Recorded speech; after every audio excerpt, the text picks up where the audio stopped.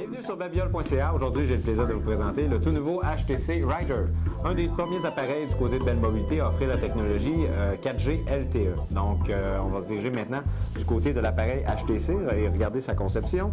Si on regarde dans un premier temps, il s'agit d'un appareil qui est très semblable à tout ce qui se fait actuellement au niveau d'Android, au niveau du Samsung Galaxy S2.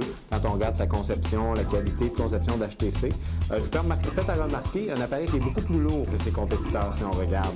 C'est un appareil qui se compare, je dirais, au niveau du poids avec le nouveau iPhone 4. Donc, on regarde là, au niveau du HTC Rider, on parle d'un appareil de 177 grammes.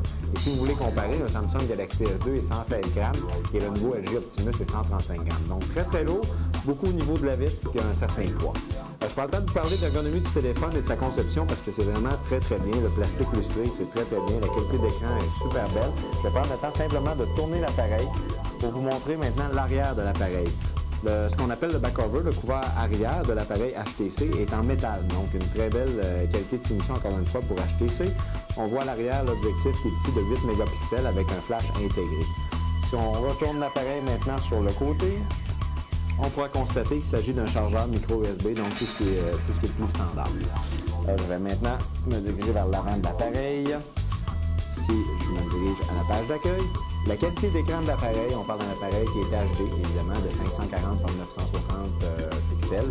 Un écran de grandeur de 4,5 pouces, donc on voit très très bien pour des gens qui ont des applications, des gamers ou des gens qui veulent jouer à des jeux au niveau de cet appareil-là aussi, ça va très très bien. La qualité d'écran, elle est bonne. Par contre, on parle d'une batterie de 1620 mAh, une excellente qualité de batterie. Il faut juste penser que si on roule beaucoup d'applications, vous savez aujourd'hui, surtout au niveau des appareils Android, on peut mettre des Skype, on peut mettre Facebook. Et si toutes ces applications roulent pendant qu'on a l'appareil à tous les jours et on utilise notre appareil pour la voix, il faut penser que votre appareil ne fera peut-être pas toute la journée. Donc, c'est quelque chose qui est à penser. Ça vous prend absolument une prise véhiculaire pour charger, une prise auto pour charger votre appareil le plus régulièrement possible. La couverture HTC Sense, encore une fois, numéro 1 au niveau d'HTC, ça s'utilise très très bien.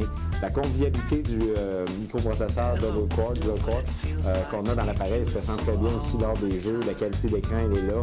La flexibilité, la qualité de réponse de l'appareil, on sent très bien aussi qu'il s'agit d'un appareil haut de gamme à ce niveau-là, avec une excellente qualité de conception, encore une fois, du côté de HTC. Évidemment, on trouve les mêmes options qu'on retrouve sur la généralité des appareils. On parle de Bluetooth, Wi-Fi, une prise audio de 3,5 mm qui est aussi disponible, chargeur micro USB comme j'ai mentionné un petit peu plus tôt.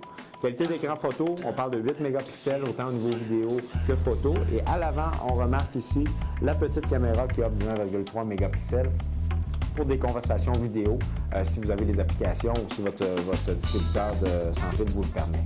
Donc, le poids, comme je mentionnais, c'est un peu un point négatif. Donc, c'est un poids un petit peu plus élevé que ses compétiteurs. Par contre, la qualité HTC, on la sent très bien. La qualité de conception, elle est là. Je vous parlais d'HTC Sense au niveau de la couverture Android, qui est vraiment le fun. Mais maintenant, il y a aussi HTC Watch, qui permet de louer, télécharger ou regarder là, vos émissions préférées avec votre appareil HTC. Donc, un excellent coup pour HTC. Par contre, on ne voit pas nécessairement de grosses nouveautés. Je dirais que la prochaine nouveauté va venir du côté de Samsung avec le nouveau Nexus qui offrira la nouvelle plateforme Android avec iScreen. Donc, je pense que le gros changement va se passer à ce niveau-là. Par contre, un très beau produit, excellent rapport qualité-prix. Pour plus d'informations, je vous invite à passer dans un détaillant Bell Mobility près de chez vous qui sera en mesure de faire une démonstration complète de l'appareil.